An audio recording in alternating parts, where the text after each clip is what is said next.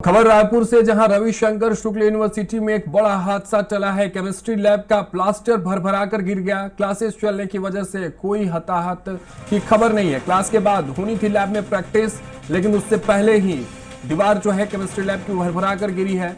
University प्रबंधन ने lab को बंद कर दिया गया है। लंबे समय से मेंटेनेंस की छात्र मांग कर रहे थे, लेकिन इस पर प्रशासन का प्रबंधन का कोई ध्यान नहीं गया, जिसके बाद अब ये तस्वीरें जो आप देख रहे हैं रायपुर से, वो छत भरभरा कर गिरी है, सीलिंग भरभरा कर गिरी है केमिस्ट्री लैब में। हालांकि राहत की बात ये रही कि उस लैब में कोई भी छात्र मौजूद नहीं था, लेकिन क्लासेस चल रही थी और क्लासेस के बाद इसी लैब में छात्र पहुंचने वाले थे। केमिस्ट्री लैब की ये तस्वीर है जहां प्लास्टर भरभरा कर गिरा, और प्लास्टर भरभरा कर गिरने के बाद की तस्वीरें हम आपको दिखा रहे हैं। क्लासेस चल रही थी, इस वजह से कोई हताहत नहीं हुआ, लेकिन बताया जा रहा है कि क्लासेस चलने के बाद यहां बच्चे पहुंचने वाले थे इस लैब में। हमारे सहयोगी राहुल अग्निहोत्री जुड़े। राहुल, क्या जानकारी मिल रही है इस पूरी खबर पर? हालांकि एक बड़ा हादसा चला है।